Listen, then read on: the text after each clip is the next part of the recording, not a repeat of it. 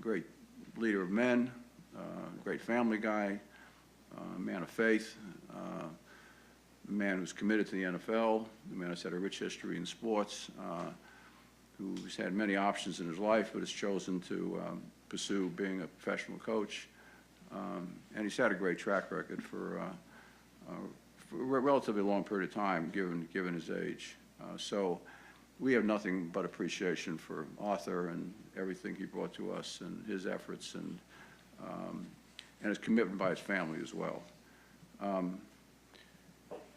However, you know, at some point in time, we have to separate our personal respect, affection for the head coach in this case versus results. And there's no question that over the last 3 years that our results have not been what I've committed to our franchise, which has been having championships and being competitive at the highest possible levels that we could achieve. We haven't done that for 3 years. There's lots of subplots, sub-stories, which we could spend hours talking about, and most everybody in this room has either verbally expressed views on or written about, et cetera. So we could debate some of those things or discuss some of those things, but we are where we are. Search is underway. It'll be co-chaired, co-led by myself and Rich, who's our CEO of the AMBSE, and obviously got a long storied history as a general manager and senior football person, not only for the Atlanta Falcons, but really for the National Football League as well. At the end of the day, I understand the final decision will be mine, but mine will be in collaboration with, you know, with others. As I said initially, we've kind of begun the process, if you will. It doesn't take long to get going, so we're moving. But I also want to be clear on this, is that there is no timetable. The only timetable is to do this correctly, take our time, be thoughtful, do all the interviews, be respectful, make sure we have a full, diverse slate of candidates that we're considering in every way, and give each and every one of them an opportunity to express their vision for our football team, for our franchise, for the roster, and where we are and where we expect to go. We'll take as much time as we need to do that and do it correctly.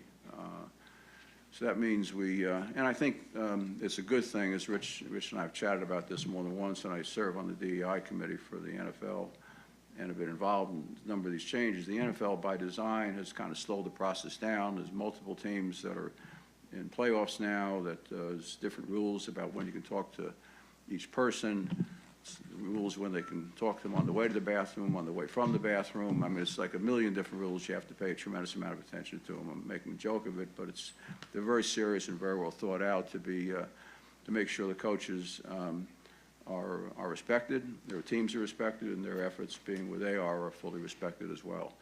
And to make sure that all candidates getting a fair opportunity to compete for these unique opportunities. So we will pay all attention to those rules. We did last time, 2001. I think our search process that we went through with Coach Smith was widely saluted and supported at the league level as being kind of a model as to what they would like to see clubs do. I think we did it well. We certainly had hard factual reasons why we selected Coach Smith. So we will take our time and do it as well. So I am reminded as one story, I still remember this with Ambassador Rooney, who's passed away now, Art Rooney's father, Dan Rooney, when we were doing a coach search 17 years ago. And he called me out of the blue and said, I just want you to feel, because we were way down the road and we hadn't selected a coach yet, and either had he. He said, you know, just, you know, take your time, do this correctly. You're going to hear it. You can't hire coordinators. You can't hire position coaches. Hire a head coach immediately, et cetera. He said, and they had taken forever. And the guy they selected was Mike Tomlin. So Mike has obviously been a very successful head coach for them for 17 years, but I still remember that. So I said this to Rich last night, and I would say it to myself. Everybody needs to breathe, including everybody in this room, and our fans need to as well. Understand that we are all entitled to a good cry, whether it be in a literal sense or emotionally. I get that. but nobody up here, nobody connected to our organization has anything else but a full commitment to getting us to the next level, getting us to a championship level, getting us to where we have committed to our fan base that we wanted to be, and that's having an extraordinarily competitive team. So we'll do everything we can to invest in that. As always, we'll put all resources on the table. We have an incredible stadium. We have an incredible fan base that for the last couple of years have been voted #1 in fan experience in the NFL in terms of the environment we've created. We want to make sure that we thank the people in the stadium, but we mostly thank our fans who have brought that energy to the building, despite results that have been something less than they wanted to see and that we wanted to see. But I salute them and attribute a lot of that success to them. So with that, let me flip it over to Rich, and then we'll take as many questions as you all have. We're not in any rush. You be thoughtful about your questions, and you know, outside of my golf game, any question is fair. So I'll refer my golf question to either Rich or Zach, to you, either one of the two of you. Mr. McKay? Yes, sir.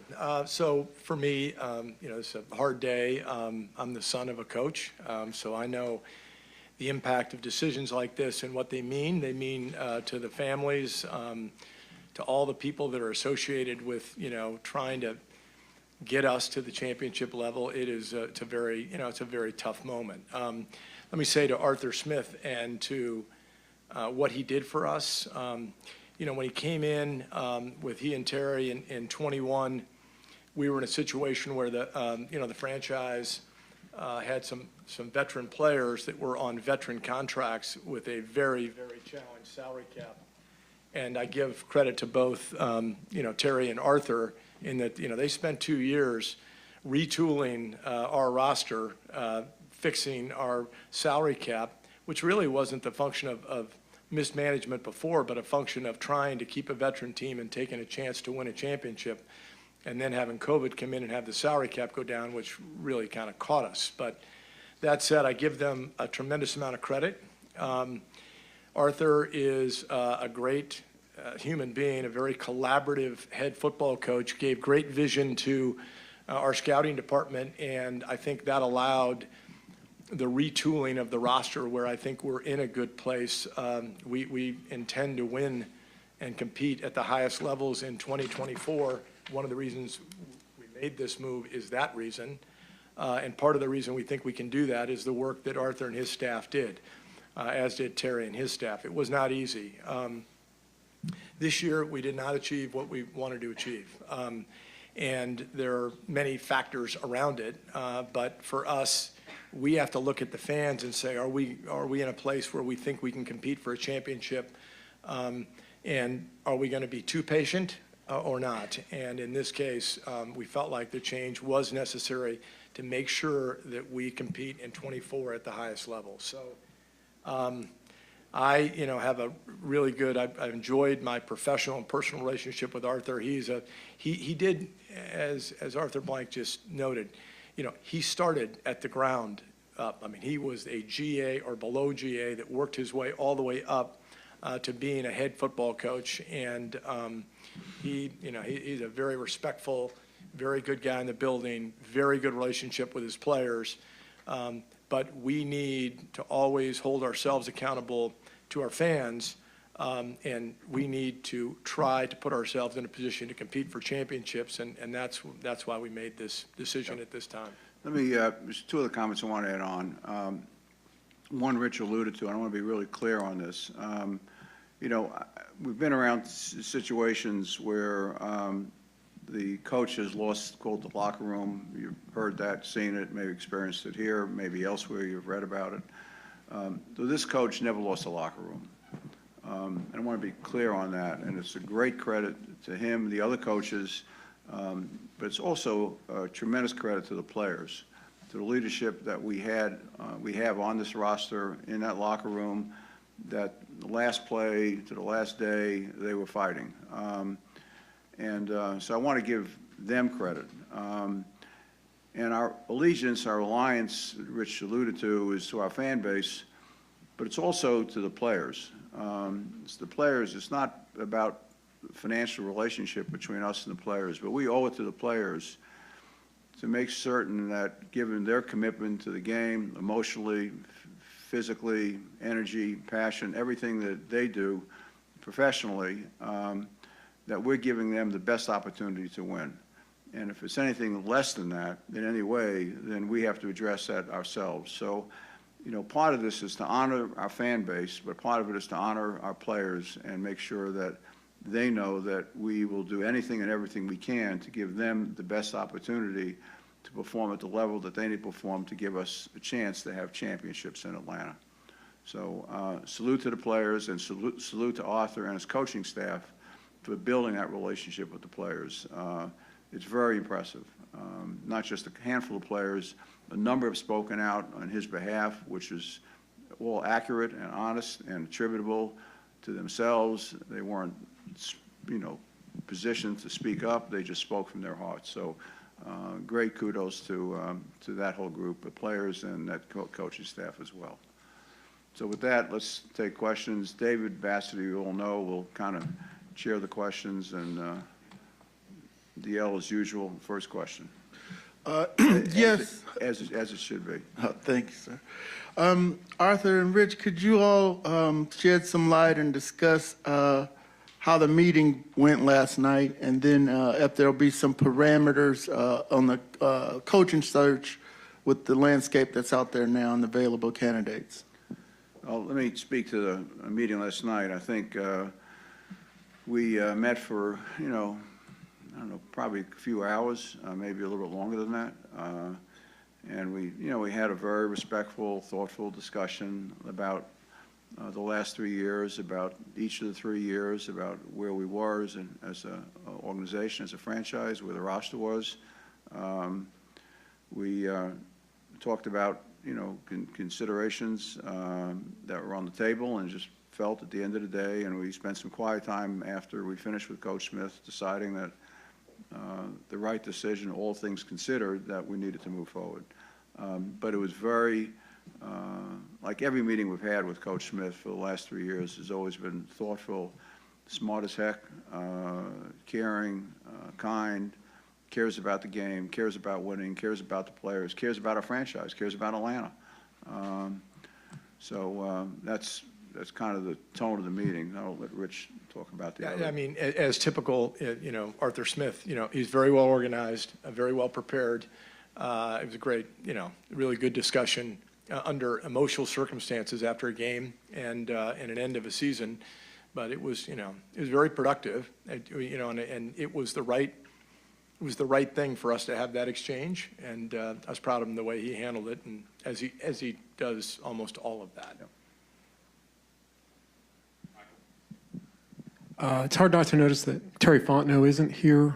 A couple different branches on that. First, what's his role right now with the organization? Because it seemed like Arthur Smith and Fontenot had a 50-50 split on decision-making. And why is he not kind of up here, I guess, as part of this process, considering he's still your general manager, if he is still your general manager? So Terry actually is here. So are a ton of other staff people that'll be heavily involved in this search. And heavily involved in the decision as we go forward. Because they're physically not here doesn't mean they're not very well represented here.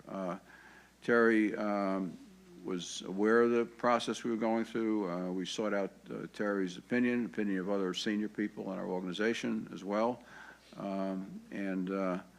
So he's, you know, he's done an excellent job as our general manager. Our drafts 2001, 2, and 3, 21, 22, 23 have been good. Some have been a little better than others. Certainly a free agency. The investments we've made this year on the pro side of the ball have been outstanding in my view. Serious investments, serious returns we've gotten from them. But Terry is our general manager and will be heavily involved in the process going forward, as will some other key people that we depend on in terms of their football operations and football knowledge. Rich, you want to? Yeah, I would say, Michael, I say today, did I meet with Terry 25 times? Yes, probably. Yeah, he's doing a lot of work. The search, listen, we've got a lot to organize, and he and his people have to organize it. Arthur's committee that he makes light of, the DE&I committee that added just a few regulations, it's about a 25-page book that you've got to make sure that you comply with in the processes. And, you know, Terry and his group are going to go through all of that, go through all of the candidates, go through all of the research. They'll be sitting right at the table. So there's just a lot of work to be done. The other thing I would add to that, Michael, is that, you know, I mean, one being facetious, I mean, Terry actually is here with us. I mean, he's not physically here with us, but, you know, if you were up at Flowery Branch today, you've got every single coach and staff person is concerned about what does this mean for me, what does it mean for my family, what does it mean for my children. You know, we're already getting requests on, can I talk to this coach, et cetera. So, you know, this is I'm gonna say a battle. It's not a battle, but it's a challenge that has to be met on a number of fronts. So he's dealing with one front up there. Rich was up there earlier today. I probably spoke to Terry 4 times myself today. So don't read anything into him not being here as other than he's our partner, he's our general manager. He will definitely be part of this process as we go forward, and we appreciate the work that he and his personnel department have done in the last 3 years. Most people in this room and most people around the NFL would generally say that, you know, we've got a pretty darn good roster in a lot of areas, always room for improvement. But he and Arthur Smith together have put together that roster, so I give them credit for that, and with their whole staffs. You didn't answer the question about his power now. Is he, how are you going to handle that? Is he have a 50-50 split to be that coach? Or what does that look like? Yeah, I think the structure, the intended structure would be that, Michael. It wouldn't be different than it is now between the head coach and the GM.